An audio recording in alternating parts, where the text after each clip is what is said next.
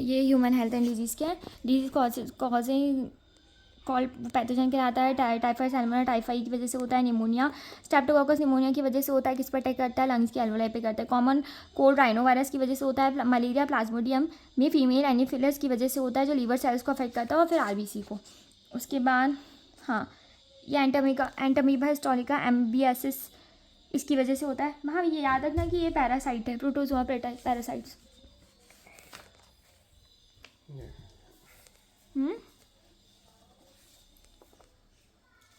हाँ, यहाँ पे भी देखो प्लाज्मोडियम 3 टाइप के होते हैं, है ना। पी वाइवाइस, पी मलेरिया और पी फ्लैसीफेरम, है ना। जो मैलिगेंट मलेरिया होता है वो पी फ्लैसीफेरम की वजह से होता है, और जिसकी वजह से डेथ तक हो सकती है ना। फिर जो आरबीसी रप्चर होते हैं उनके अटैक करने के बाद, उसकी वजह से हीमोजोइन एक टॉक्सिक सब्सटेंस रिलीज होता है, जो हाई फीवर और चिल मतलब फीवर का रीज़न बनता है। ठीक है, ये आपने दो होस्ट में कंप्लीट करता है। एक ह्यूमन हो गया, एक मॉस्किटो मलेरिया का जो पैरासाइट है वो अपनी 2 होस्ट में अपनी लाइफ साइकिल कंप्लीट करता है। एक हो गया ह्यूमन, दूसरा हो गया मॉस्किटो। ठीक है, फीमेल एनीफिलस और मॉस्किटो वेक्टर होता है। ठीक है, वेक्टर मीन्स आगे कैरी कराने के लिए। ये वाला तो कर ही आंसर कर ही लेना, ये तो पूरे क्वेश्चन आंसर में भी है, ये उसी से करना क्वेश्चन आंसर वाले फॉर्मेट में, कि इसके एक तो कौन सी डिजीज़ इसकी वजह से हो रही है और इसके सिम्टम्स क्या है, और बाकी तो इसमें हो जाएगा। हाँ, फिर वो मलेरिया और फिलियासिस को ट्रांसमिट करते हैं इंसेक्ट वेक्टर के, मतलब ये दोनों इंसेक्ट वेक्टर की वजह से ट्रांसमिट होते हैं ये दोनों डिजीज़। ठीक है, कैसे कंट्रोल करते हैं? गैम्ब्यूशिया फिश को पॉन्ड्स में डाल के कर देते हैं। एडिस मॉस्किटो की वजह से डेंगू चिकुनगुनिया होता है ना। इम्यूनिटी तो इनेट इम्यूनिटी बर्थ के टाइम पे प्रेजेंट होती है, और एक्वायर्ड इम्यूनिटी हम अपनी लाइफ टाइम में उसको एक्वायर करते हैं। इंटरफेरॉन्स जो होते हैं, तो ये इसकी डेफिनेशन याद रखना कि वायरस इन्फेक्टेड सेल जो प्रोटीन बनाते हैं वो इंटरफेरॉन्स कहलाते हैं। बीटा लिम्फोसाइट्स क्या होती है? आर्मी ऑफ प्रोटीन होती है जो एंटीबॉडी बनाती है। एंटीबॉडी कैसी होती है? 4 पॉलीपेप्टाइड चेन की मिलके बनी हुई होती है।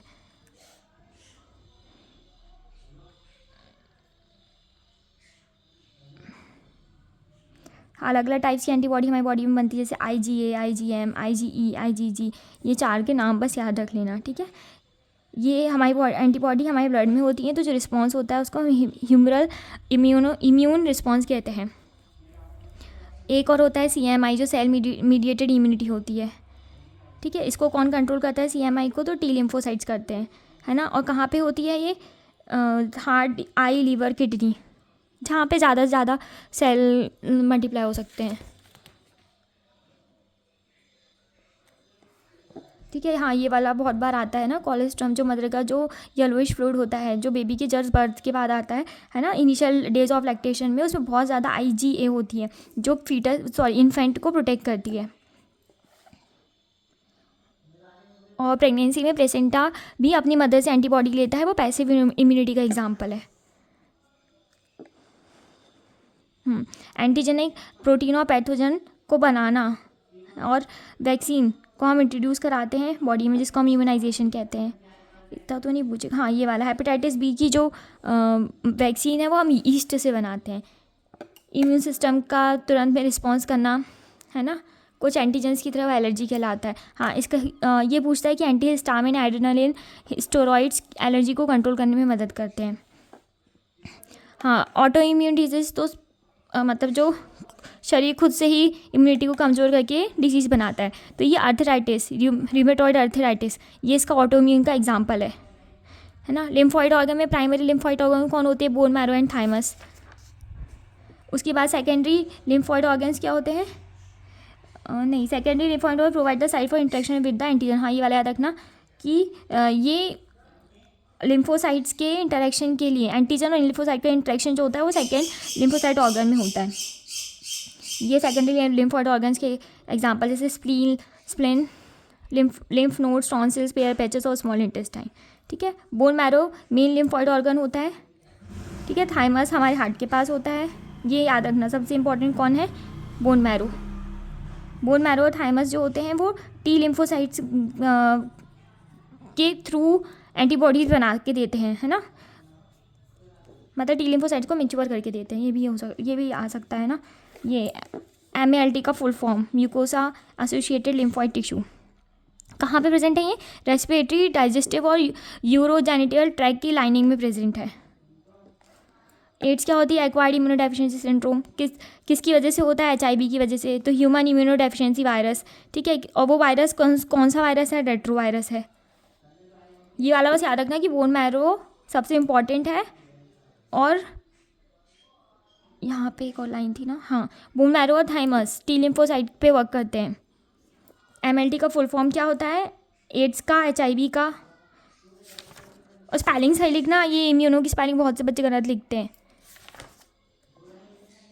कौन से टेस्ट करते हैं? तो इसका भी फुल फॉर्म एलिसा का, एंजाइम लिंक्ड इम्यूनोसॉर्बेंट ऐसे, ठीक है। नेशनल एड्स एंड नाको का full form national AIDS control organization और नॉन गवर्नमेंटल ऑर्गेनाइजेशन, दोनों एड्स के लिए वर्क कर रही हैं। ये डोंट डाई ऑफ इग्नोरेंस, ये इन्हीं का वो है, स्टेटमेंट है। कैंसर, देखो कैंसर सेल्स जो होते हैं, देखो सारे सेल्स में एक प्रॉपर्टी होती है इनहिबिशन करने की। कैंसर सेल्स की प्रॉपर्टी ऑफ कॉन्टैक्ट इनहिबिशन को खो देते हैं ना। कैंसर कॉजिंग क्या कहलाते हैं? कार्सिनोजन कहलाते हैं। जो कैंसर कॉजिंग वायरस होते हैं वो ऑन्कोजेनिक कहलाते हैं, और जो जीन्स होते हैं उनको हम ऑन्कोजीन्स कहते हैं, ठीक है। ये तो तुमने क्वेश्चन आंसर में पढ़ ही लिए होगे कि 2 टाइप के ट्यूमर बनते हैं, एक बिगनिंग बनता है, एक मैलिगेंट बनता है ना। जो कहीं नहीं जा रहा है वो बिगनिंग है, जो फैल जा रहा है वो मैलिगेंट है। उसके बाद किस किस के थ्रू हम इसको रेडियोग्राफी डिटेक्ट कर सकते हैं? तो रेडियोग्राफी, CT स्कैन, MRI, इनके थ्रू कर सकते हैं। ट्रीटमेंट कैसे होता है? तो अल्फा इंटरफेरॉन की थ्रू ट्रीटमेंट देते हैं, जो इम्यून सिस्टम को एक्टिवेट करके ट्यूमर को डिस्ट्रॉय कर देता है, ठीक है। ओपियोइड्स, हाँ ये थोड़ा सा हार्ड पड़ता है ना, तो इसको थोड़ा अच्छे से याद करना।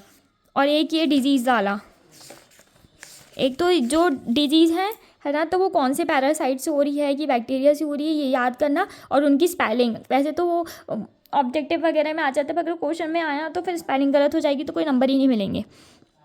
ड्रग्स और एल्कोहल, ठीक है। ओपियोइड्स क्या होते हैं? देखो बहुत सारे ड्रग्स होते हैं जिसमें से एक ओपियोइड्स है, ठीक है। कौन से रिसेप्टर से बाइंड होता है? वो ओपियोइड रिसेप्टर से बाइंड होता है। कहाँ प्रेजेंट होता है? सेंट्रल नर्वस सिस्टम और गैस्ट्रोइंटेस्टिनल ट्रैक में प्रेजेंट होता है, ठीक है।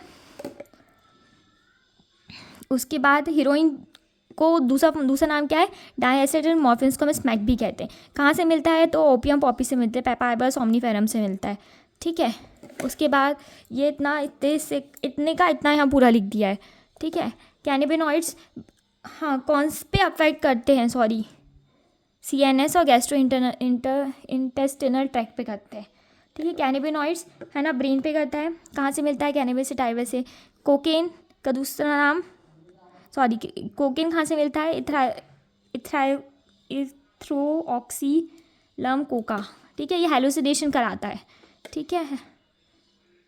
ये इसके एग्जाम्पल है, मार्जुना, हसीस, गांजा, चरस।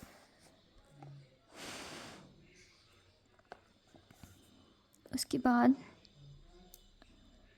एक एट्रोपा बेलाडोना, ये भी हेलुसिनोजेनिक प्लांट है, मतलब ये भी हेलुसिनेशन क्रिएट करके देते। धतूरा भी उसी में इंक्लूड, मतलब इनको खाने से हेलुसिनेशन आता है। और कोकेन भी CNS और या ब्रेन पे, देखो कैनिबिनॉइड्स ब्रेन पे असर डालता है ना। ओपियोइड CNS पे और इंटेस्टाइन के ट्रैक्ट पे, और ये जो कोकेन है वो भी CNS पे। ड्रग्स जैसे बार्बिट्रेट जो होते हैं वो डिप्रेशन और इंसोम्निया, मतलब जिनको नींद नहीं आती उनको देने के काम आता है।